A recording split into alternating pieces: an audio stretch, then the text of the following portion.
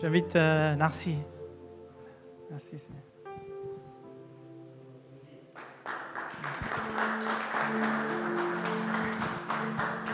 Tu veux ça ou ça? Oui, Seigneur. Merci, Seigneur, pour Narcy. Merci, Seigneur, pour ce message que tu lui as donné, Seigneur. Merci, Seigneur.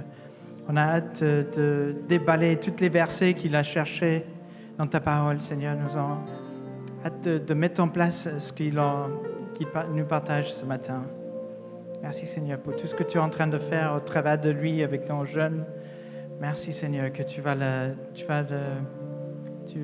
es en train de le bénir. Et au travers de lui, on va être bénis, nous aussi, en retour. Amen. Et avant que les chanteurs ne puissent chanter, j'aimerais partager ça avec l'Assemblée. Alors que Jean se trouve sur l'île de Patmos, Patmos est un lieu où régnait le chaos. Il n'y avait pas la vie. Patmos signifie la mort. Et il n'y avait rien de beau dans cette île. Mais tout à coup, l'île de Patmos, qui est censée être un lieu de désespoir, un lieu où rien ne va, est devenue un lieu de révélation. Amen. Et ce matin, j'aimerais nous encourager. Certainement, on vit des situations assez compliquées, des situations parfois qu'on n'arrive pas à expliquer humainement parlant. Mais ces situations sont des situations où Dieu veut se manifester et se révéler à chacun d'entre nous. Alors que Jean regardait à cette île, il a commencé à prier et Jean a reçu des révélations. Et c'est le livre de l'Apocalypse. Et j'aimerais dire à quelqu'un de regarder à ce qui s'est fait au ciel, à regarder à une autre réalité. Jean a regardé à une autre réalité. Et la Bible dit que ta volonté soit faite sur la terre comme au ciel. Nous devons regarder à la réalité du Seigneur. Amen. Merci. Seigneur, nous te bénissons, nous te rendons grâce. Nous te disons que tu es Dieu, tu es merveilleux, Seigneur.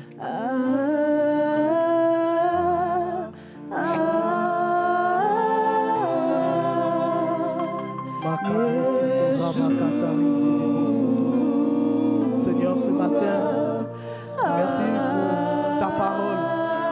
Merci pour ta présence en ce lieu, Seigneur.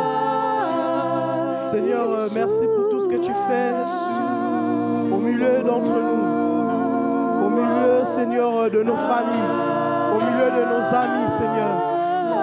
Ce matin, je lève ma voix afin de te glorifier, Père. Et merci parce que tu te glorifies dans la vie de chacun d'entre nous.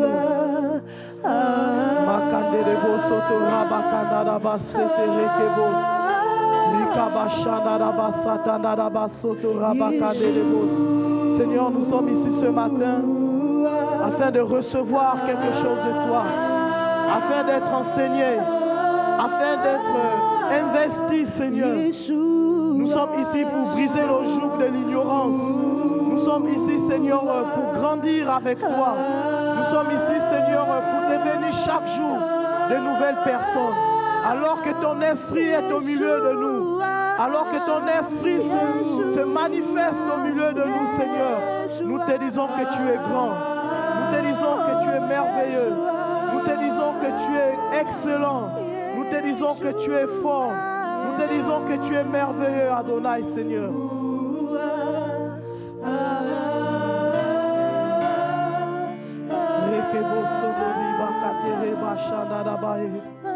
Rekeba kandada ba shataranda da ba sanda da ba ba ba ba ba. Rekende de bo soto rabakata rabakade rebo soto rabakate. Rikaba shanda da ba sanda da blo soto ribakate rebo soto ribo. Rekeba shanda da ba satanda da ba. Rekebo soto ribakade rebo. Merci Saint-Esprit. Merci Saint-Esprit. Honneur et gloire et majesté à toi. Et que ton nom soit glorifié, Seigneur. Merci, Seigneur, pour ta parole. La Bible dit que ta parole à Éphèse est prévalée en force et en puissance. Et tu envoyas ta parole et ta parole, elle guérit, Seigneur. Merci pour l'instrument que je suis, Seigneur. Merci parce que tu m'utilises. Et merci parce que ta parole, Seigneur, elle bénit l'ensemble de la congrégation, Seigneur. Et elle apporte quelque chose de plus à nos vies. Que ton nom soit glorifié. Amen. Amen. Est-ce qu'on peut acclamer pour les chants?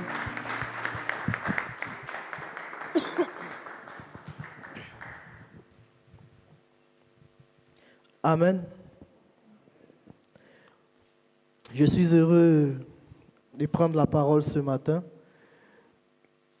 Nous avons reçu il y a quelques semaines un frère qui venait d'Angleterre qui nous a parlé sur le Saint-Esprit.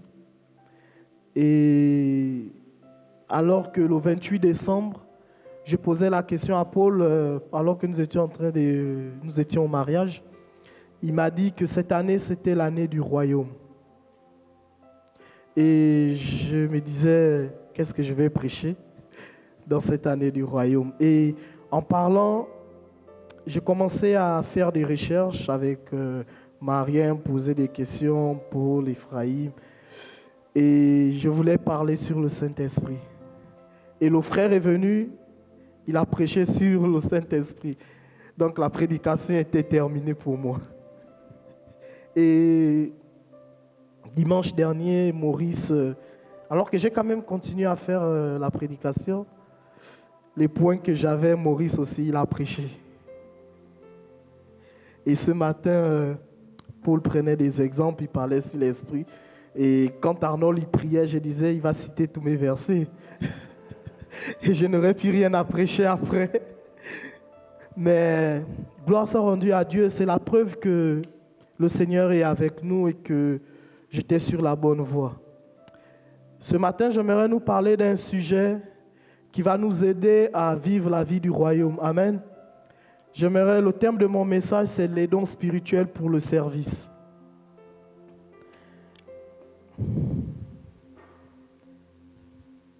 La Bible nous parle dans le livre de Actes, chapitre 2, à partir du verset 1 jusqu'au verset 4. Je lis la parole.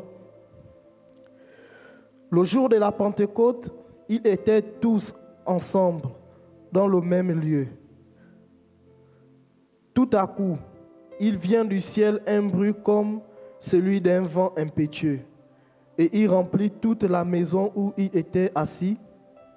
Des langues semblables à des langues de feu leur apparurent séparées, les unes des autres, et se posèrent sur chacun d'eux.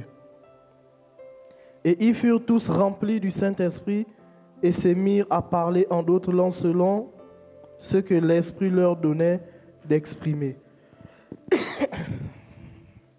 Amen.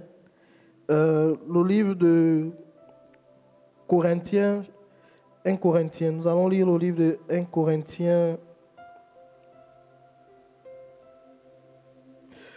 1 Corinthiens chapitre 12, verset 1.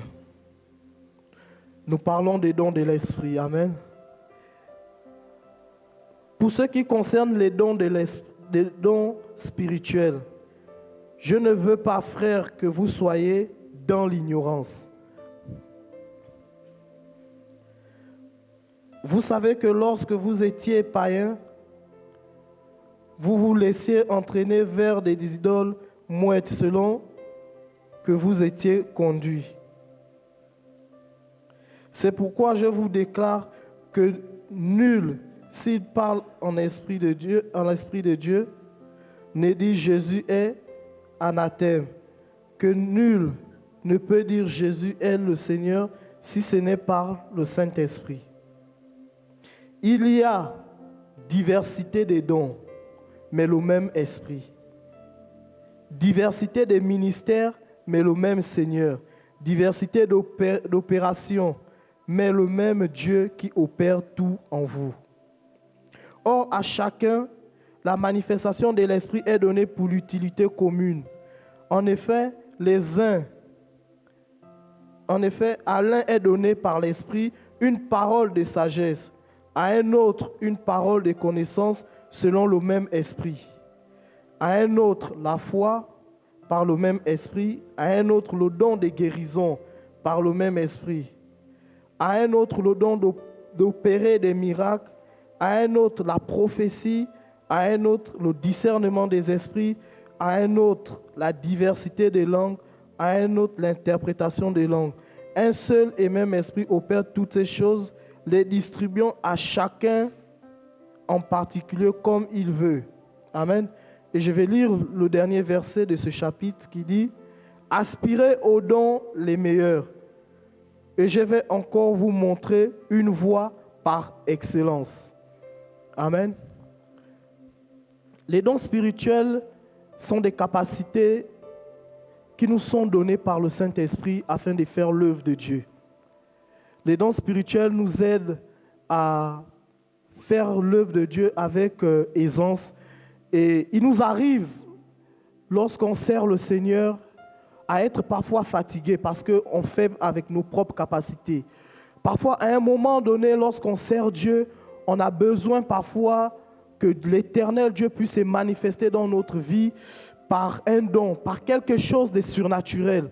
Et parfois, lorsqu'on n'arrive pas à manifester ces choses, nous tombons dans le découragement. Nous n'avons plus souvent envie de venir à l'église, ou nous semblons être mis à l'écart.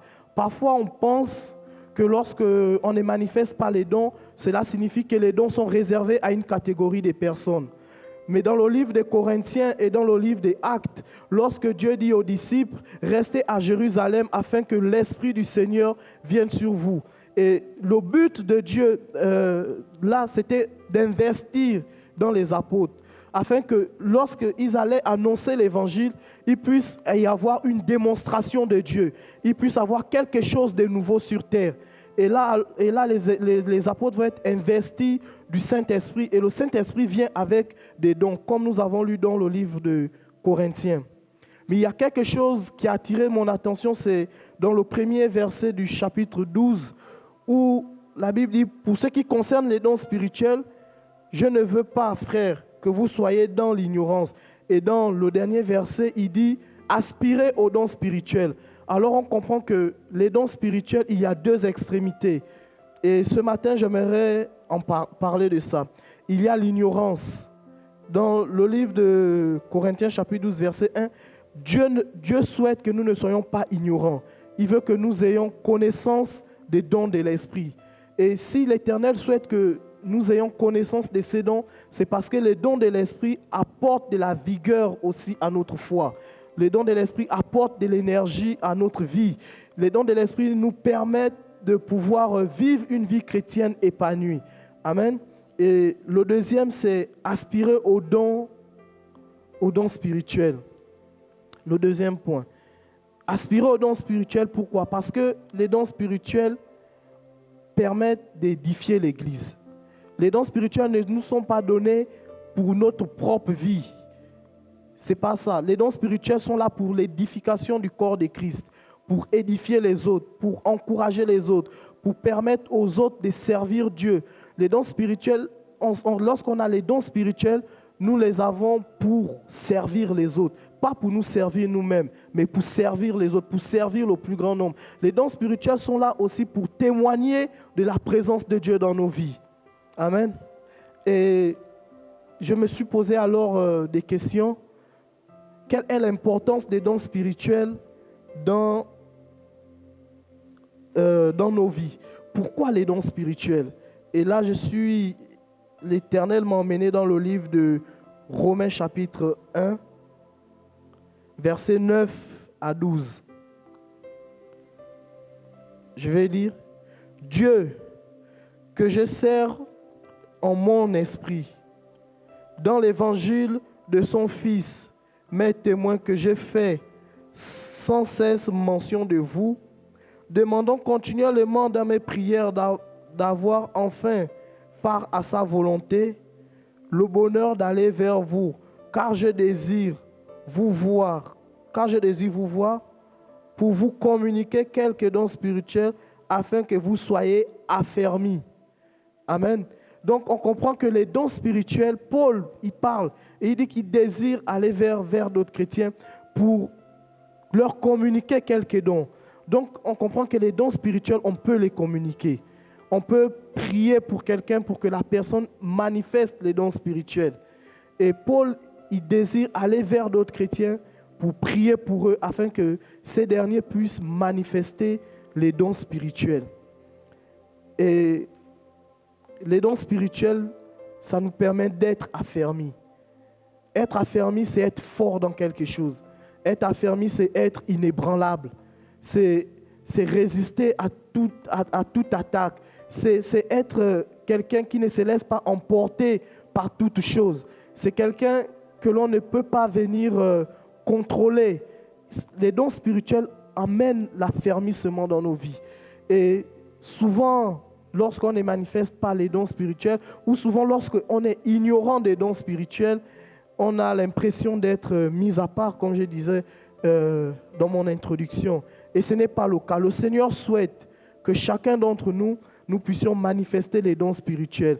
Nous puissions vivre les dons spirituels. Pourquoi? Parce que lorsqu'on annonce l'évangile aux gens, on croise beaucoup de choses lorsqu'on annonce l'évangile, lorsqu'on sert Dieu. Et le Seigneur souhaite que les dons spirituels soient manifestés dans nos vies pour pouvoir servir les gens que nous allons croiser quand nous allons les annoncer l'évangile. Amen. Et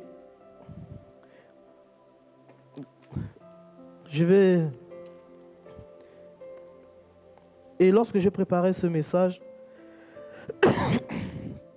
l'Esprit de Dieu m'a dit,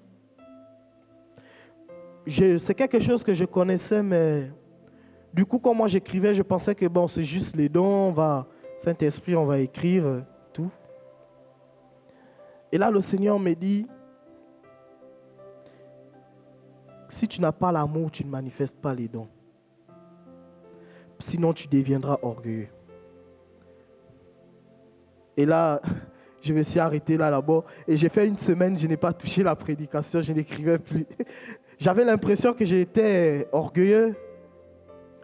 Mais c'était une révélation que Dieu m'a donnée pour la prédication, pour ma vie, pour moi et pour le peuple de Dieu que nous sommes. La Bible dit dans le livre de 1 Corinthiens chapitre 14, verset 1, on va lire.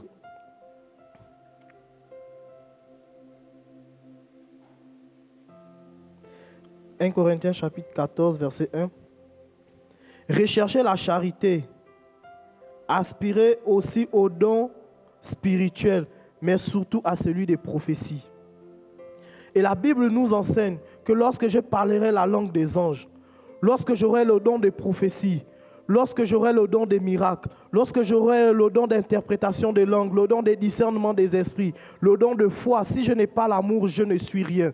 Nous comprenons que les dons ne suffisent pas. Il ne suffit pas de manifester les dons de puissance pour qu'on puisse reconnaître en toi que tu es chrétien. Mais les dons sont manifestés dans notre vie à un autre niveau lorsque nous grandissons dans l'amour de Dieu. Lorsque nous manifestons l'amour envers les frères et sœurs. Les dons de l'esprit ne sont pas là pour enquêter dans la vie des autres. Les dons de l'esprit ne sont pas là pour torpiller les autres. Les dons de l'esprit ne sont pas là pour que nous puissions agir contre les autres. Je prends un exemple, quelqu'un a le don des paroles, des connaissances ou des prophéties. Il va chercher ce qui se trouve dans la vie des autres. Les dons de l'esprit ne sont pas là pour ça. À ce moment, ça n'édifie plus l'Église. Ça édifie notre propre personne, notre ego. Mais les dons de l'esprit sont là pour pousser les autres à grandir, emmener les autres au Seigneur, emmener les autres à être épanouis dans la vie chrétienne. Et ce qui nous emmène à grandir dans ces choses, dans les dons de l'esprit, c'est l'amour de Dieu. C'est l'amour de Dieu répandu dans nos cœurs, manifesté. Il est de notre devoir en tant que chrétiens de pouvoir manifester l'amour de Dieu envers les croyants, envers les frères et sœurs, envers les païens, ceux qui n'ont pas encore reçu Christ. Ça ne sert à rien de faire des démonstrations de puissance si lorsqu'on arrive dans nos vies, on n'est pas capable d'aimer les autres. On n'est pas capable de faire des choses. Sinon, lorsque nous aurons 300 membres, lorsque cette église aura 1000 membres, peu importe le nombre, comment allons-nous garder les gens dans l'église? Comment allons-nous garder les gens auprès de nous? Qu'est-ce qui va faire en sorte que les gens restent avec nous? Ce ne sera plus une affaire de dons de guérison, de dons de miracles, de dons de prophétie. Ce sera l'amour de Dieu manifesté dans notre cœur, manifesté vis-à-vis des autres. Et il est de notre devoir, en tant qu'enfant de Dieu, de manifester l'amour. À ce moment, l'amour est un don qui a été répandu dans nos cœurs par le Saint-Esprit. Et chacun d'entre nous ici présents, nous avons l'amour dans notre cœur. Et c'est à nous de manifester cet amour envers les frères. Amen. Et il y a aussi un autre groupe des dons spirituels. Mais avant d'arriver à ce groupe de dons spirituels qui se trouve dans le livre de Romains chapitre 12, j'aimerais parler des dons spirituels qui se trouvent dans le livre des Corinthiens. La Bible nous parle de 9 dons spirituels. Et ces dons, nous pouvons les partager en 3 groupes. Amen. Non, on va pas tourner. Il y a 3 groupes. Il y a les dons des révélations. Et dans les dons des révélations, il y a 3 dons. Il y a les dons vocaux et à l'intérieur, il y a aussi 3 dons. Et il y a les dons de puissance. Pourquoi expliquer toutes ces choses? La Bible nous demande de désirer les dons spirituels et de ne pas être ignorants sur ces choses. Si nous ne connaissons pas quelque chose, nous ne pouvons pas manifester cette chose. Si nous n'aspirons pas à quelque chose, nous n'allons pas pouvoir manifester cette chose. Et j'aimerais ce matin commencer par les dons des révélations. Dans les dons des révélations, le premier don que j'aimerais aborder, c'est le don de sagesse.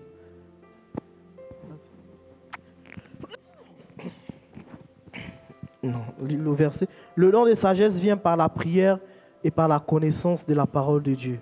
Et nous allons lire 2 versets. Acte 23, verset 6. Paul, sachant qu'une partie de l'assemblée était composée de Sadducéens et de pharisiens, s'écria dans le Sanhédrin: Homme frère, je suis pharisien, fils de pharisien. C'est à cause de l'espérance et de la résurrection que je suis mis en jugement de la parole de Dieu. Éphésiens chapitre 1, verset 17.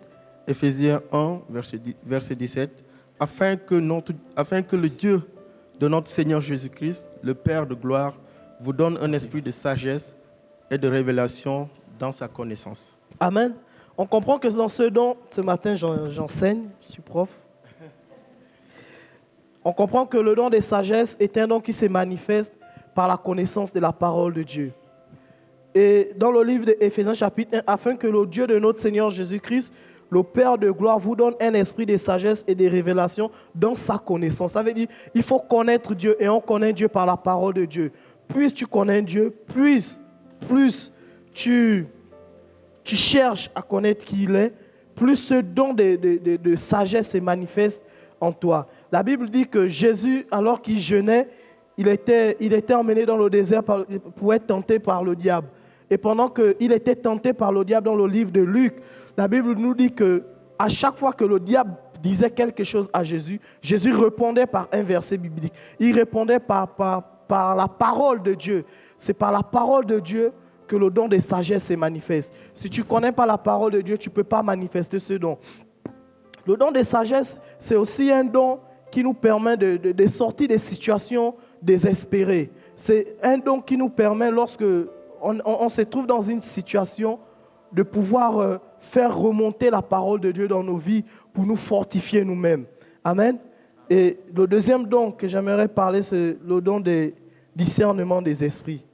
Le don de discernement des esprits est une manifestation spécifique donnée par le Saint-Esprit pour détecter la source d'une manifestation spirituelle.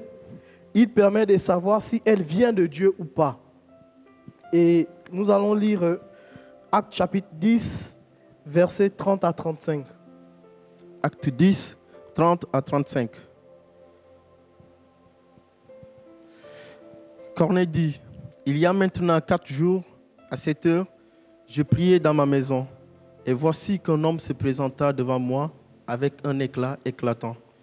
Et il me dit, Corneille, ta prière a été exaucée et tes aumônes sont montées en mémoire devant Dieu.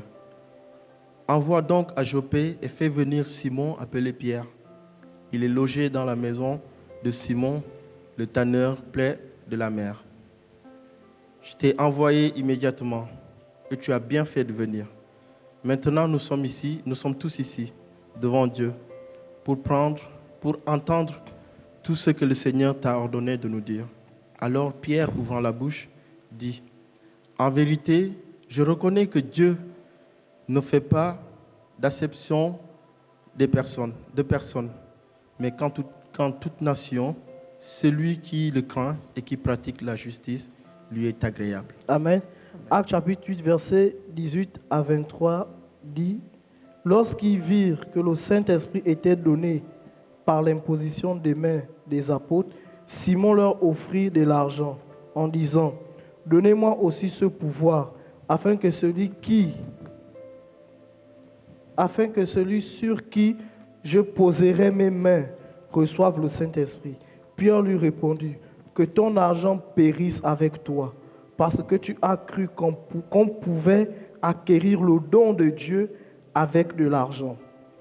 Tu n'as ni part ni portion dans cette affaire, car ton cœur n'est pas droit devant Dieu.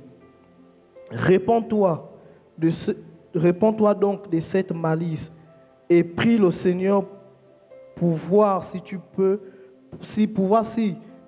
être pardonné de la pensée de ton cœur, car je vois que tu es dans un fil amer et dans les liens de l'injustice. Amen. Ici, on voit comment Pierre arrive à discerner les choses. Vous savez, le don de discernement est un don qui nous aide à nous sortir aussi de beaucoup de situations.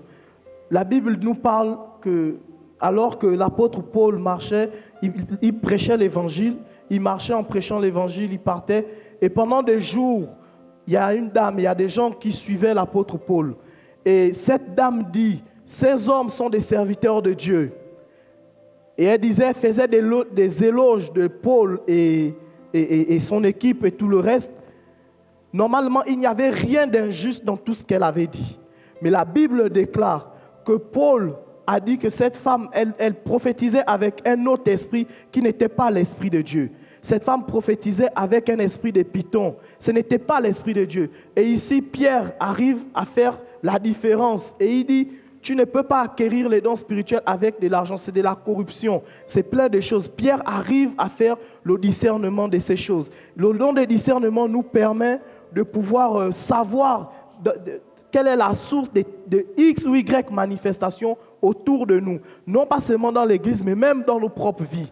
Et pendant que j'étais en train de méditer sur ce don, l'Esprit de Dieu m'emmenait à comprendre quelque chose. Que même lorsque tu fais des affaires, le don de discernement peut te permettre de discerner quelle est la meilleure affaire qui va marcher et l'affaire qui ne marchera pas. Quels sont les gens avec qui tu dois aller et les gens avec qui tu ne dois pas aller. Comment est-ce possible? C'est le don de Dieu. Le don de Dieu ne nous sert pas seulement lorsqu'on est à l'église, mais pour nos propres vies. Et le don de discernement des esprits nous aide aussi dans nos propres vies, dans nos activités, dans ce qu'on entreprend dans la vie. Parfois, il arrive que nous sommes bloqués, nous ne savons pas quoi faire et nous nous demandons qu'allons-nous faire.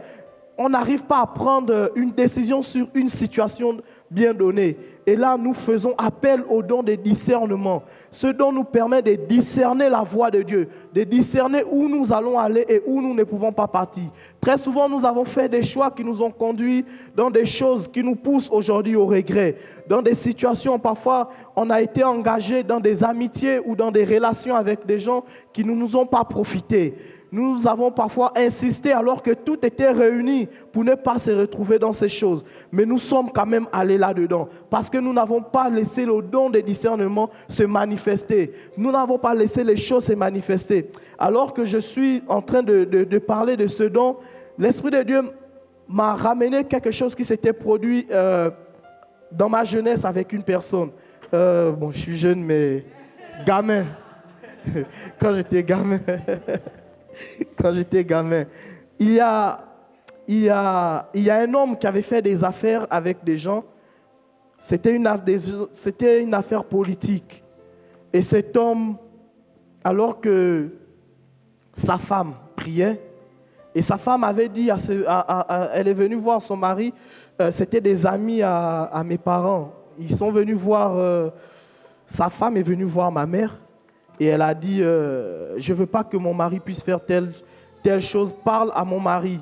Et ma mère est allée voir mon père, parce que son mari était l'ami de mon père. Et ce monsieur est allé faire, sa femme dit, cette affaire-là ne va pas marcher, ça va nous conduire à la ruine. Et il est allé quand même faire cette affaire, il a collaboré avec un certain type de personnes. Et cet homme a perdu l'équivalent d'1 million d'euros dans cette affaire. Et l'État a saisi ses biens. Il s'est retrouvé en prison. Il a fait 8 ans de prison. Il avait manqué de discernement. Le don de discernement est un don très important dans nos vies. Ça nous évite beaucoup de choses. Ça nous évite de marcher, de faire des trucs avec des gens qui ne vont pas nous apporter quelque chose, qui ne peuvent pas nous conduire au bonheur, qui ne peuvent pas nous conduire à certaines choses. Cela ne veut pas dire qu'on n'aime pas les gens, mais nous avons la capacité de savoir si X ou Y personne est bonne pour nous ou pas. De savoir si ce que la personne dit, même si ce que la personne dit est la vérité, mais la personne le dit avec quel esprit? Quel est le but derrière ce que la personne dit? Il y a des gens aussi qui nous donnent souvent des conseils, c'est des très bons conseils. Oui, ne fais pas ci, ne fais pas ça parce que c'est bien. Logiquement, quand on regarde, on dit oui, c'est un très bon conseil. Mais derrière, ce conseil n'est pas utile à notre vie. Ce conseil n'apporte pas quelque chose de grand à notre vie. Et parfois, quand on suit leurs conseils, on perd tout. Mais lorsque tu restes focus sur ce que dit le Seigneur, lorsque tu rentres dedans de toi, lorsque tu commences à discerner les voies de Dieu, tu trouves le chemin de la vérité dans ta vie.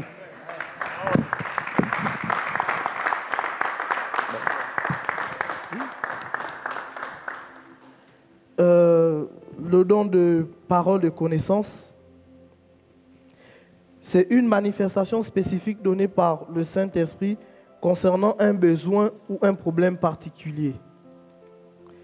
Dans le livre des Actes, chapitre 5, verset 3. Acte 5, verset 3. Pierre dit, Ananias, pourquoi Satan a-t-il rempli ton cœur au point que tu mens au Saint-Esprit et que tu retiennes une partie du prix des champs? Okay. Romains chapitre 8, verset 16, je vais lire. L'Esprit lui-même rend témoignage à notre esprit que nous sommes enfants de Dieu. Dans le livre des Actes, chapitre 5, Ananias et Saphira, ils ont vendu des choses et c'était pour l'Église. Et c'était pour le bien de l'Église. D'abord, moi, ce qui me choque dans cette affaire, c'est leur bien. Et ils ont vendu les champs et tout le reste. Au lieu d'emmener tout l'argent, ils ont emmené une partie de l'argent. Et là, Pierre va dire, Ananias, pourquoi Satan a-t-il rempli ton cœur au point que tu mens au Saint-Esprit? Le but était de vendre et de tout emmener. Ananias décide de ne pas emmener. Le don des paroles de connaissance est un don qui nous permet de connaître la vérité. C'est-à-dire, tu peux arriver à un endroit, tu sais ce qu'on a dit sur toi. Tu arrives à un endroit, tu sais ce qui s'est fait. Ce n'est pas une affaire, j'ai entendu une voix. Ici, quand tu dis tu as entendu une voix, c'est que tu ne reconnais pas le Saint-Esprit au-dedans de toi. Mais lorsque tu reconnais que tu as l'Esprit de Dieu, tu peux arriver dans n'importe quelle situation. Le don de parole de connaissance, je vais prendre un exemple. Souvent, Paul et Marien ont fait la louange où n'importe qui, il vient et il donne une parole, par exemple. Il y a quelqu'un qui a mal quelque part. Il y a quelqu'un qui ressent un besoin particulier. C'est ça le don des paroles de connaissance. C'est un don qui vient pour régler une situation. Tu es malade, on prie pour toi pour que tu puisses être guéri. Mais ce don donne l'information pour que nous puissions guérir. C'est un don de révélation, le don de parole de connaissance. Et ce jour, Pierre dit à Ananias que Satan a rempli ton cœur au point où tu mens même au Saint-Esprit. Le deal, c'était de tout emmener. Toi, tu emmènes une partie. Lui, il a pensé à lui, à son demain. Mais dans ce contexte, Dieu avait besoin de ses biens. Dieu avait besoin de son argent pour l'œuvre de Dieu. Il nous arrive souvent aussi de garder notre argent. On ne veut pas payer l'électricité. Ici, ça fonctionne, il y a l'électricité. Parfois, il y a plein de situations dans la vie. Et on dit non, nous, on n'a pas. Mais ce jour, Pierre dit à Ananias, pourquoi mens-tu au Saint-Esprit? Mais ce n'est pas ce dont je vais parler ce matin. Je parle des dons, je n'attaque personne. Et ce don vient pour régler des situations aussi dans nos vies. Amen. Nous allons parler des dons vocaux. Et il y a aussi 3 dons dans les dons vocaux. Le premier, c'est le don de parler en langue ou le don de parler en d'autres langues. Il est reçu quand nous avons accepté le Seigneur Jésus dans notre vie. Et à ce moment, lorsqu'on reçoit le Seigneur Jésus, on reçoit le Saint-Esprit dans nos vies. Et dans le livre des Actes, lorsque les disciples ont reçu le Saint-Esprit, on voit que le premier don qui s'est manifesté, c'était le don de parler en d'autres langues. Et les disciples, alors qu'ils parlaient en d'autres langues, il y avait ceux qui étaient à côté, qui écoutaient dans leur langue vernaculaire. Et ça veut dire que quelqu'un prie en esprit ici, quelqu'un il a l'interprétation en anglais ou en espagnol. Voilà, je ne vais pas dire enfant ou en téké, je ne sais pas. Mais non, on va lire le livre de 1 Corinthiens 14, verset 2, pour savoir quel est le but de ce don dans la vie du chrétien. 1 Corinthiens 14, verset 2. En effet, celui qui parle en langue ne parle pas aux hommes, mais à Dieu, car personne ne le comprend. Et c'est un esprit qui dit des mystères. Amen. Le parler en langue est un don qui nous permet à nous-mêmes, premièrement, à nous, chrétiens, de façon personnelle, à se construire. L'apôtre Paul dit, quand j'ai prie en langue, je ne parle pas aux hommes, mais je parle à Dieu. Et c'est en esprit que je dis des mystères. Et ces mystères, le parler en langue, c'est un langage qui nous permet de nous construire, de nous bâtir, de nous donner de la force, de nous vivifier, d'embellir nos vies. C'est lorsque le langage humain a atteint ses limites et qu'on laisse place au parler en langue dans nos vies, cela emmène une autre dimension, une autre connexion avec le Saint-Esprit. On passe à un autre niveau. Et à ce niveau-là, on ne parle plus à nous-mêmes. Il arrive, notre intelligence demeure stérile, mais c'est en esprit que nous disons des mystères. Et quels sont ces mystères? C'est des mystères concernant des situations dans nos vies, des mystères concernant les membres de nos familles, les membres de l'Église, concernant la vie en société, le pays dans lequel on vit, le gouvernement. Peut-être ça ne marche pas, mais on n'a plus de mots. Il y a eu plein des assises, il y a eu des réunions avec le gouvernement. On n'a pas pu résoudre la question de telles choses, de plein de trucs. Mais lorsque les chrétiens se mettent à parler en langue, il y a des nations où la guerre s'est arrêtée parce que les chrétiens priaient en langue.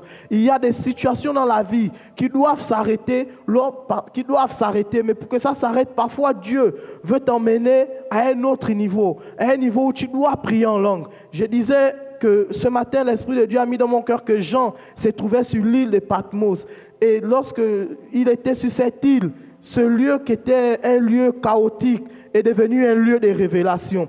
Le don de parler en langue nous permet de recevoir la révélation de Dieu. Le don de parler en langue nous permet de nous construire, de nous édifier nous-mêmes. Mais à quel moment ça édifie l'Église? C'est lorsque le don d'interprétation des langues intervient. Le don d'interprétation des langues, quand il vient, il permet d'édifier l'Église parce que quelqu'un interprète ce qui est dit. C'est à ce moment que ça édifie. Mais lorsqu'on reste, moi, Narcisse, j'ai pris en langue, je ne traduis pas, ça m'édifie moi et moi seul. Mais pour que ça puisse édifier l'ensemble de l'Église, il faudrait que je puisse l'interpréter ou Ephraïm interprète ce que je viens de dire. Et ça, c'est un autre don. Et on va le voir de suite. Amen. Acte 2, 4 à 6. Ils furent tous remplis du Saint-Esprit et se mirent à parler en d'autres langues, selon que l'Esprit leur avait donné de s'exprimer. Or, il y avait en séjour à Jérusalem des Juifs, des hommes pieux, venus de toutes les nations qui sont sous le ciel. Quand cet événement se fit entendre, la foule accourut et fut dans l'émotion parce que chacun les entendait parler dans sa propre langue. Amen. Je disais que le don d'interprétation des langues, il permet de pouvoir édifier en traduisant ce qui s'est dit dans la langue de l'esprit. Il est égal à ce moment, lorsqu'il est traduit, il est égal au don de prophétie. Amen. Et j'aimerais parler du don de prophétie. Le don de la prophétie sert premièrement à édifier, 2, exhorter, 3, consoler. Le but de la prophétie dans l'Église sert à édifier les croyants, à les encourager à vivre dans la sainteté et à être réconfortés dans les moments difficiles. La prophétie n'est pas un jugement. Voici pourquoi la Bible nous demande d'examiner les prophéties. Il y a une chantre dans un pays. Un homme de Dieu est venu en République démocratique du Congo. Une chante connue. Et là, un homme de Dieu est venu donner une prophétie devant tout le monde. Et il disait, tu vas mourir. Il disait plein de trucs comme ça sur elle. Et devant tout le monde, elle a refusé cette prophétie. J'ai dit, moi, à sa place, j'aurais fait la même chose. Moi, je ne viens pas à l'église pour qu'on puisse me dépouiller. Je viens à l'église pour être exhorté, édifié, encouragé. Donc, si il s'avère que je suis dans le péché que Dieu t'a révélé, tu ne peux pas venir m'exposer devant les gens. Tu ne peux pas venir me parler ça en public devant tout le monde. Et c'est là où on voit la sagesse dans les dons. Tu ne peux pas venir exposer quelqu'un parce que tu as reçu quelque chose sur la personne. Tu vas voir la personne et tu parles avec la personne. Mais comment dire à quelqu'un, Dieu, tu vas mourir dans ton péché? Homme de Dieu, je vais bien, mais... je vais bien, mais... Celui qui prophétise parle aux hommes pour l'édification, pour leur exhortation et pour leur consolation. La prophétie vient pour 1. Premièrement, édifier. 2. Exhorter. 3. Consoler. Amen. Et nous allons passer à la troisième catégorie des dons, et ce sera la dernière, c'est les dons de puissance. Et dans les dons de puissance, il y a le don de foi. Le don de foi est un don spécial et surnaturel donné par l'Esprit de Dieu, qui permet à une personne de croire de manière absolue et inébranlable aux promesses de Dieu. Même dans des circonstances qui paraissent impossibles, ce n'est pas la foi générale qui nous a été donnée. Ce n'est pas de cette foi qu'il s'agit. Ici, il s'agit d'un don. Ce n'est pas la foi générale du salut que tous les chrétiens possèdent, mais une foi particulièrement forte et persévérante qui va au-delà des capacités surnaturelles et humaines. Et ici, on ne va pas lire, mais je vais donner les versets. 1 Samuel chapitre 17, versets 37 à 51. Et Daniel chapitre 6, verset 10 à 23. Pardon. Daniel chapitre 6, verset 10 à 23. Et 1 Samuel 17, verset 37 à 51. Le livre de 1 Samuel chapitre 17 ici nous parle d'un jeune homme appelé David. Ici, j'ai pris cet exemple pour parler de l'esprit de foi. David se retrouve dans une situation où le peuple d'Israël est insulté et méprisé par un homme appelé Goliath. La Bible nous dit que David, alors qu'il était berger dans la maison de son père, il s'occupait des troupeaux. Il était un jeune garçon âgé de, je pense, 17 ans. David est appelé par son père et il doit emmener à manger à ses frères. Et lorsque David arrive dans la caserne où les militaires, où l'armée d'Israël se trouvait, la Bible dit que David, il a trouvé toute l'armée tétanisée par un seul homme appelé Goliath. Il était en train d'insulter l'armée d'Israël. Et la Bible dit que David a regardé Goliath. Et il a dit, quel est cet incirconcis qui se permet d'insulter l'armée du Dieu vivant? Et la Bible dit que lorsqu'on arrive à 1 Samuel chapitre 17, versets 37 à 51, David arrive devant Goliath et il dit à Goliath, je couperai ta tête et je la donnerai aux vautours, aux oiseaux du ciel. Et là, à ce moment-là, on comprend que ce n'était plus une foi simple. Parce que dans la caserne, il y avait des gens, c'est le peuple de Dieu. Ils étaient enseignés aux choses de Dieu. Ils connaissaient qu'était le Seigneur. Mais ils avaient la foi aussi. Mais à ce niveau, ils avaient tous rencontré une situation.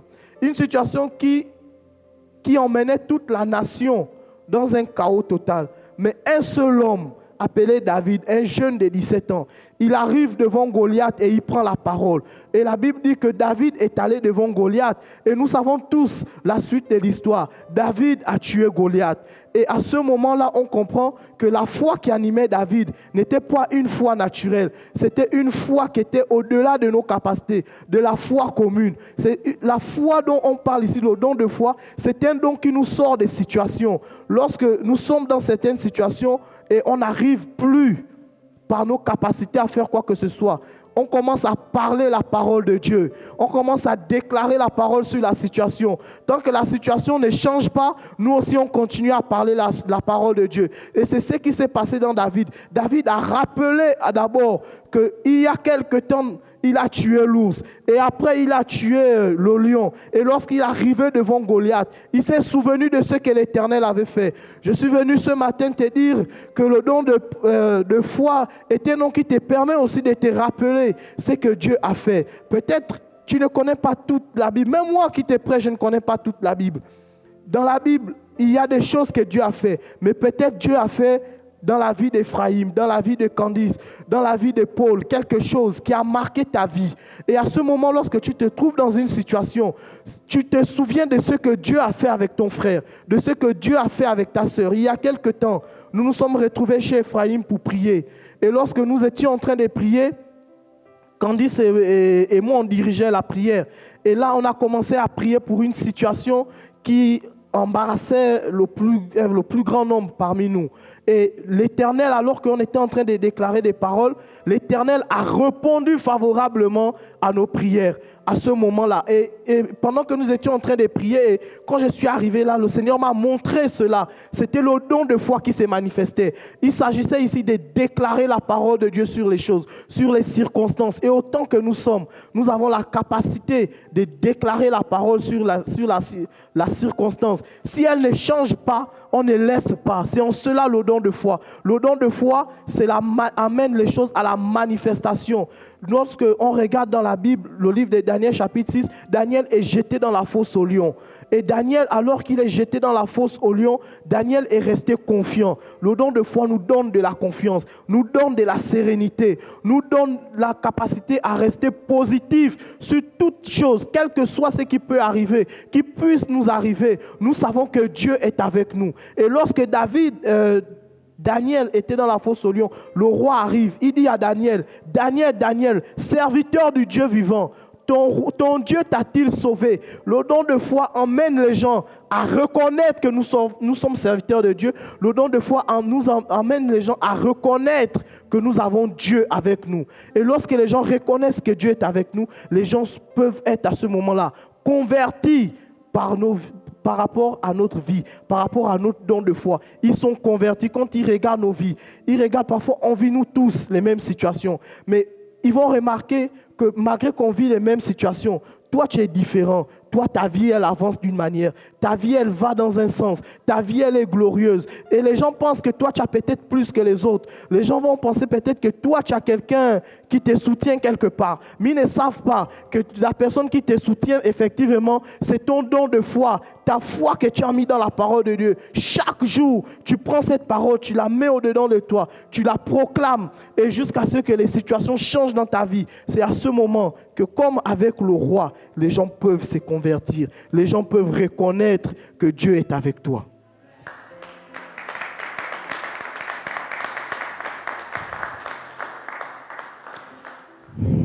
Il y a le don des miracles. C'est une capacité surnaturelle donnée par l'Esprit Saint qui permet à un chrétien d'accomplir des actes miraculeux ou extraordinaires par le nom de Jésus. Acte chapitre 14, verset 9. Acte 14, verset 9. Cet homme écoutait Paul parler. Il était boiteux de naissance et n'avait jamais marché. Le don des miracles, c'est un don qui nous permet, vous savez, les choses de spectaculaire, généralement. Quelqu'un est dans une situation et on prie pour cette personne et tout de suite cette personne est guérie. Le don des miracles, c'est un don qui permet, lorsqu'on évangélise les gens, on va vers les peuples, vers les gens. Et nous allons nous rendre compte que les gens souffrent sur la terre. Il y a beaucoup de malades sur cette terre. Il y a des gens qui veulent voir leur vie changer. Et je vais vous rendre un témoignage. Il y a de cela quelques années, nous sommes en 2017, 2018. Une de mes grandes sœurs, ça arrive à deux de mes grandes sœurs, mais différents cas. Une de mes grandes sœurs, elle tombe enceinte et elle fait l'enfant évolue hors de l'utérus, une GU. C'est ça? Pour les femmes. Et là, elle fait une GU, on l'opère. Elle est opérée. Et donc, on l'enlève une trompe. Quelques mois après, elle tombe encore enceinte et on enlève la deuxième trompe. Donc, elle n'a plus de trompe. Elle ne peut plus faire d'enfant. Et vous savez, ma grande sœur, là, je ne sais pas. Mais chaque jour, elle disait, elle va enfanter. Elle n'avait plus de trompe. Et un jour, pendant que nous sommes à l'église, ce que je vous dis, je parle du haut de la chair. Le pasteur Thierry, le père de Daniel, il appelle ma grande sœur là devant. Et il dit, le Saint-Esprit m'a dit qu'il répare ton corps. Et il a prié pour elle. 5 mois après, elle est tombée enceinte. Et lorsqu'elle est tombée enceinte, moi, avant de venir en France, moi je suis venu en France en 2019, moi je soulevais l'enfant là tous les jours. Je voyais l'enfant, c'est une fille. Et ce jour, j'ai été convaincu que même si la médecine t'a déjà condamné, Dieu ne traite pas avec la médecine forcément. Tu peux être un très grand docteur. Dieu va t'aider à guérir les gens, à faire ton service. Où tu es, mais il y a des niveaux dans la vie où ça doit dépasser l'entendement humain. L'homme, l'être humain de façon naturelle a des limites, mais il y a un niveau où c'est Dieu qui agit. Et elle est tombée enceinte, elle a mis au monde son enfant, aujourd'hui elle va à l'école, elle est contente. Une autre avait des kystes et des myomes, un truc comme ça, et on devait l'opérer aussi. Et là elle dit, moi je ne pars pas sur la table d'opération. Tout le monde, toute la famille est choquée que pardon, si tu veux on t'envoie en France. On était au Gabon, si tu veux on t'envoie en France. À l'hôpital américain, la clinique américaine, l'hôpital américain, quelque chose comme ça. Tu vas aller là-bas, tu vas faire des trucs. Elle dit jamais. Moi, on n'ouvre pas mon corps. On n'ouvre pas quoi? Ton corps. Oh d'accord.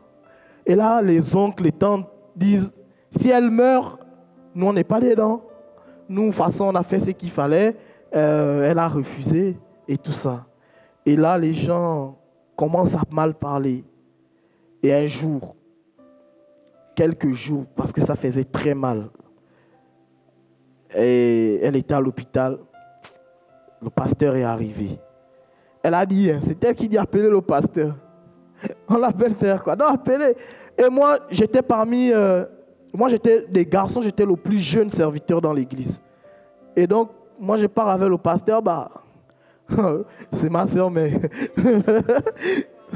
moi, ça... Je sais pas, hein. Et là, le pasteur prie pour elle. Elle s'élève. Elle dit au docteur, moi je prends mes choses, je rentre chez moi. Le docteur dit, comment ça? À l'instant, ils ont refait des choses. L'IRM, les scanners ou quoi. plus rien dans sa vie. Ça a tout disparu. Ce jour, je me suis dit, Dieu, dans des miracles, c'est bien, ça aide, ça encourage, ça permet aux gens de compter, de savoir qu'ils ne sont pas seuls. C'est ce dont est merveilleux. Et tenez-vous bien, moi, mes sœurs dont je vous parle, ce n'est pas une famille de milliardaires, mais c'est des gens qui ont cru au Seigneur. Pendant que je vous dis ça, vous savez, moi, quand je suis arrivé sur ce don, je pensais à une grande dame dans notre pays, le Gabon. Elle était milliardaire. Elle est fille du président. Son mari, président. Elle-même, docteur. L'ordre des docteurs en Afrique a été président. Elle n'avait pas besoin d'argent, mais un jour, elle est tombée malade. Elle a construit une grande clinique dans notre pays. Elle était remplie, elle avait le prestige. Elle pouvait aller dans n'importe quelle structure du monde se soigner. Et un jour, par concours de circonstances, je me retrouve dans sa clinique. J'étais avec des gens, partais voir une personne et je l'ai croisée. Simple, elle était aimée par tout le monde, cette femme. Mais la maladie, cette femme, elle était devenue l'ombre d'elle-même. Et pendant que moi j'arrive à ce dont je pense, je médite, je réfléchis, le Saint-Esprit me ramène cette image. Et Dieu me dit, est-ce que tu as vu la différence? Tu peux avoir tout l'argent de cette terre. Tu peux posséder les biens. Tu peux posséder, on peut te donner tous les puits de pétrole du monde. Que tu es le propriétaire, tu vends. Fais tout ce que tu veux. Tu peux gérer tout ce que tu veux comme bien sur cette terre. Il y a des choses sur la terre que l'homme ne peut pas donner. La santé, cette femme, elle est morte. Elle est morte avec tous ses milliards, tout son argent. Cette femme est partie voir les plus grands docteurs du monde. Elle cherchait quoi? La santé. Et voici d'autres personnes qui ont juste cru, qui ont cru en Jésus, qui ont cru que Dieu il faisait des miracles. Et cette femme-là, elle est décédée. Mais les deux autres, elles sont vivantes. L'autre n'a pas les trompes, mais elle fait les enfants. On ne comprend pas. Mais elle qui a l'argent, qui a tout, elle n'a pas pu. Elle a laissé ses enfants. Elle a laissé ses biens, ses voitures, tout le reste, ses sacs, ses maisons. Et elle est morte. Pourtant, fille des présidents, femme des présidents. Son père est président d'une nation. Son mari est président d'une autre nation. Et malgré tout ça, elle est morte. Je veux dire quoi par là? Que désirons réellement les dons de l'esprit. Pour sauver, même à un moment donné, la vie chrétienne ne doit pas être une vie personnelle. Tu dois te dire qu'il y a des gens autour de toi. Il y a tes parents, il y a tes amis, il y a les gens dehors. À quel moment, quand tu évangélises, si tu tombes sur quelqu'un, on disait à la dernière réunion de jeunes que le salut veut dire la bonne nouvelle. Mais quelle est la bonne nouvelle que tu peux annoncer à quelqu'un qui est malade? À quelqu'un qui a besoin d'être guéri. Quelle est cette bonne nouvelle que tu vas apporter à cette personne? Si ce n'est Dieu guérit. Mais comment tu peux dire Dieu guérit si toi tu n'es pas sûr d'avoir le don de guérison? Et vous savez, et ça m'a fait rire parce que j'ai pensé à nous les jeunes. On a un programme, un culte d'adoration, louange, imposition des mots malades et tout ça là. Donc quand moi j'arrive là, j'éclate des rires. J'ai dit, et Ephraïm et moi on a eu le courage d'aller vers le conseil, exposer notre programme, on a déroulé notre programme. Et là je me suis posé la question, j'ai dit à Ephraïm, c'est qui va me poser les mains là-bas? Gloire soit rendue à Dieu, parce qu'aujourd'hui l'ignorance est brisée. Donc peut-être Candice va désirer ce don aujourd'hui, elle va recevoir, donc elle va imposer les mains. Et la vérité, c'est qu'Ephraïm et moi, on disait, bon, dans le groupe, on est nombreux. On va laisser, il y a Chrislin, il y a Ariel, il y a Candice, donc ils vont prier. Et nous, c'était... J'ai regardé ça comme ça et moi, ça m'a fait rigoler. Et je me dis, Seigneur, donne-nous la capacité d'avoir ces dons-là, de pouvoir prier pour les autres. Que par ces dons, on sache que nous, on te sert. qu'on t'appartient. On n'a pas forcément besoin d'avoir tout l'argent du monde, mais ce dont tu as besoin, c'est Jésus. Quand tu as Christ dans ta vie, quand le Saint-Esprit est en toi, les dons spirituels sont manifestés. Et j'ai une bonne nouvelle concernant les dons. C'est que la Bible dit désirer. Ce n'est pas pour quelqu'un. Ce n'est pas pour les responsables d'église. Ce n'est pas pour les autorités. La Bible dit désirer les dons spirituels. C'est celui qui veut qui manifeste les dons. C'est celui qui veut qui manifeste les dons. Ce n'est pas une affaire de un groupe de personnes, c'est faux. Si tu as écouté ça quelque part, ce n'est pas biblique. Ce qui est biblique, c'est désirer. Dans désirer, là, il y a un nouveau chrétien, il s'est converti aujourd'hui, il dit, je veux les dons spirituels, Saint-Esprit, donne-moi les dons. Si le Saint-Esprit fait grâce, il commence à manifester les dons spirituels. Terminé. Ce n'est pas une affaire de 10 ans de vie chrétienne, 5 ans de vie chrétienne, ce n'est pas vrai. Il faut juste désirer les dons spirituels. Et quand tu les désires, le Saint-Esprit honore la foi de tout le monde. Et tu manifesteras ces dons. Amen. Et le dernier, c'est le don de guérison. Le don de guérison est un don qui témoigne de Dieu pour l'aide. C'est un don qui témoigne de la compassion. Le don de guérison, ça témoigne de la compassion. Ça témoigne de l'amour. La Bible dit dans le livre de Actes chapitre 3 verset 16, c'est par la foi en son nom que ce que vous voyez et connaissez a été guéri. C'est la foi en son nom qui a confirmé cette guérison, comme vous le voyez vous-même. La Bible dit que les apôtres, alors qu'ils marchaient, un homme les a appelés. Et quand Pierre arrive, c'était normal aussi pour Pierre. Hein. Il dit, je n'ai ni or ni argent. Oh, Pierre, quelqu'un souffre, tu n'as pas l'argent. Il dit au boiteux, je n'ai ni or ni argent, mais ce que j'ai, je te le donne. Au nom de Jésus, lève-toi et marche. C'est ça le don de guérison. Le don de guérison, ça console aussi. Hein. Le don de guérison, ce n'est pas un don qui vient seulement pour permettre à quelqu'un de marcher. Le don de guérison, il y a des gens qui ont des blessures émotionnelles. Il y a des gens qui ont des blessures dans leur cœur. Il y a des gens qui traînent des choses dans leur vie. Et le don de guérison, ça vient pour guérir ces choses. Il y a des gens qui manquent de confiance en eux. C'est une maladie.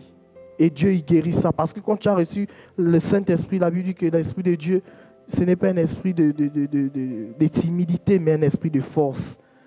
Et ce don permet de guérir toutes ces choses, de guérir ces maux. Et tu vas te dire peut-être que ce sont des dons trop spectaculaires. Moi, j'aime pas trop. Et là, j'ai trouvé un autre groupe de dons dans la Bible. Dans le livre de Romains chapitre 12. Je vais lire Romains chapitre 12. Romains chapitre 12, je vais lire à partir du verset 6. Puisque nous avons des dons différents selon la grâce qui nous a été accordée, que celui qui a le don des prophéties exerce selon l'analogie de la foi. Celui qui est appelé au ministère s'attache à son ministère. Pardon. Et lorsqu'on parle ici du ministère, on ne parle pas, on parle ici, c'est des diacres. C'est le diaconat. C'est ceux qui organisent la vie de l'Église. Et que celui qui enseigne s'attache à l'enseignement. Et celui qui exhorte à l'exhortation, que celui qui donne la face que celui qui donne le fasse avec libéralité. Que celui qui préside le fasse avec zèle. Que celui qui pratique la miséricorde, c'est un don, le fasse avec joie. Amen. Lorsqu'on parle ici que celui qui préside le fasse avec zèle. On ne parle pas de présider seulement le culte. Et j'ai compris par là en méditant que posséder ce don, tu peux être très fort dans l'administration, tu peux être excellent dans tes affaires. En un mot, c'est le leadership. Le leadership est un don. On n'est pas leader parce qu'on est juste tête de groupe ou on est à la tête d'une entreprise. On n'est pas influenceur parce que on parle bien, juste parce qu'on parle bien, non. Ici, ce que le Saint-Esprit veut nous dire, c'est que tu peux désirer le don de savoir diriger les choses, le don de savoir bien faire les choses, de savoir organiser, de faire une organisation, de savoir diriger les gens. Tu peux être chef d'entreprise, tu peux être chef de groupe, tu peux travailler quelque part, mais à chaque fois quand tu fais quelque chose, tu le fais de façon différente et de façon à ce que l'excellence soit manifeste. C'est dans ces choses aussi que Dieu témoigne de sa grandeur. Dieu ne témoigne pas seulement sa grandeur parce que tu as le don de foi, le don des miracles, tu imposes les mains aux malades, tu pries en langue, non. Mais aussi lorsqu'on est dehors, lorsqu'on est en entreprise, lorsque nous sommes à l'école, comment nous sommes aussi avec les autres. Est-ce que les gens sont bien lorsqu'ils viennent auprès de nous ou les gens se sentent rejetés? Est-ce que lorsque nous sommes, par exemple, en entreprise, est-ce qu'on a la capacité de pouvoir emmener les gens au meilleur d'eux? Au sein de l'église, on a des départements, on a l'église le dimanche tout ensemble, mais la vie chrétienne se vit plus en semaine, dans les groupes de vie, par exemple, au département Genèse. Est-ce que nous sommes aujourd'hui capables de dire que nous prenons les autres et nous les emmenons au niveau où ils doivent arriver? C'est ça en fait, être un véritable influenceur. Être influenceur, ce n'est pas juste soulever des sujets et parler du n'importe quoi. Être influenceur, c'est la capacité à emmener quelqu'un à un autre niveau plus élevé, un niveau plus excellent. Et ce matin, j'aimerais vous dire, vous allez me poser la question, comment on fait pour avoir les dons? Les dons spirituels, il faut tout simplement, les désirer. Premièrement, ne pas les ignorer. 2, les désirer. Et 3, on l'a par la prière. La Bible dit dans Actes que lorsque les apôtres se mirent à prier, le Saint-Esprit est descendu. Et le premier don, ils ont commencé à parler en langue. C'est à ce moment que les dons spirituels ont commencé à se manifester. Et dans le livre de Timothée, 1 Timothée chapitre 4, verset 16 et 2 Timothée 1, 6, vous pourrez lire à la maison. L'apôtre Paul exhorte Timothée à ranimer le don de Dieu qui est en lui, qui lui a été donné par imposition des mains. Donc le don peut être transmis par imposition de mains, ou toi-même tu pries et tu désires les dons spirituels. Et on comprend que la clé des dons spirituels, c'est l'amour. C'est l'amour. Si tu n'as pas l'amour, tu ne manifestes pas les dons. Tu vas les manifester pour qui? Si tu n'aimes pas les gens, tu n'aimes pas les autres, tu manifestes les dons pour qui? Ce matin, j'aimerais nous dire, et à la fin de ce message, le Seigneur m'a rappelé une parole. J'ai oublié de noter la référence. Ça dit, si un homme est habile dans son ouvrage, il se tient auprès des grands. Ça veut dire que les dons spirituels, plus tu deviens excellent dedans, plus tu deviens très excellent, ça va te conduire dans ta destinée. Les dons spirituels vont t'emmener à prendre des bonnes décisions, à mieux marcher avec le Seigneur, à mieux faire l'œuvre de Dieu. Et ça va conduire ta vie. Tu vas embellir ta vie aussi avec.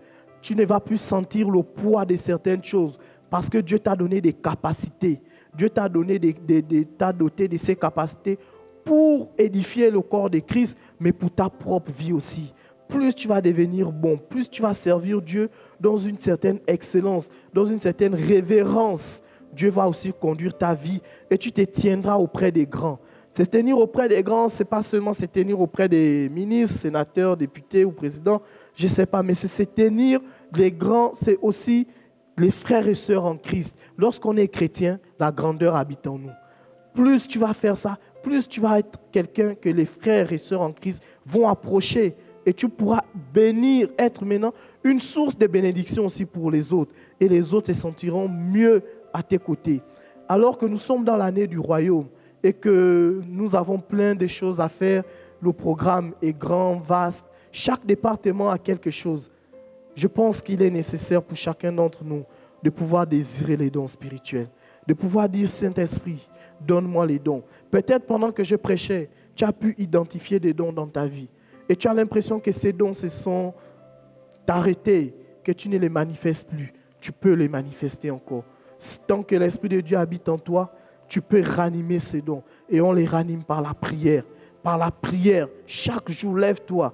Prie Dieu, Seigneur, que les dons spirituels se manifestent. Cite les dons, va dans la Bible. Prends les versets qui parlent des dons que tu veux manifester et commence à parler ça dans ta vie. Commence à exercer et tu verras ta vie va changer. Amen.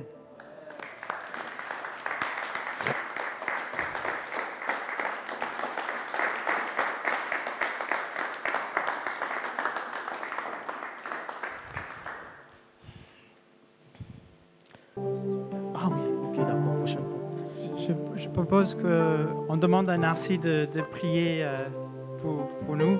Et ceux qui sont vraiment touchés par cette parole, venez devant et on va terminer la réunion aussi. Merci Seigneur. Tu peux prier pour nous, Narcy? Oui, bien sûr.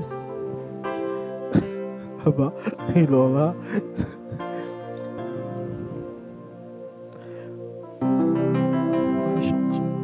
Chante quelque chose. Saint-Esprit, merci. Merci Saint-Esprit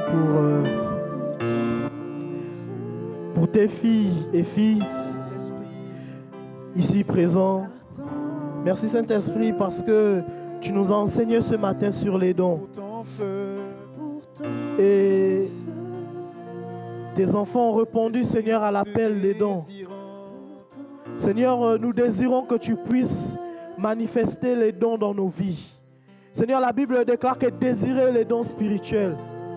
Ce matin, Seigneur, nous venons afin que tu puisses, Père, nous investir de ces dons. Seigneur, je ne sais pas les dons que X ou Y veut, mais ce que je sais, c'est que les dons sont disponibles pour nous. Les dons sont disponibles pour faire le service. Le service, Seigneur, que tu nous appelles à faire avec excellence. Seigneur, alors que nous allons prier, Seigneur, pour les dons de l'Esprit, nous déclarons dans le nom de Jésus que ces dons seront manifestes pour l'édification du corps de Christ. Seigneur, je prie que ces dons soient utiles, Seigneur, afin que les âmes soient gagnées à toi, afin que les hommes, Seigneur, lorsqu'ils nous rencontreront, Seigneur, ils trouveront, Seigneur, une diversité de dons, Seigneur. Le don de prophétie, le don de foi, le don d'opérer des miracles, le don de guérison, de parler en langue, plein d'autres dons, Seigneur, de diversité de langues. Merci Saint-Esprit, que ton feu réside, Seigneur, dans leur vie, Seigneur. Lève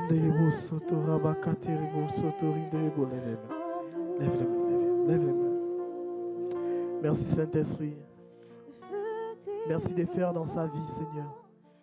Merci de répondre à sa demande. Dans le nom de Jésus.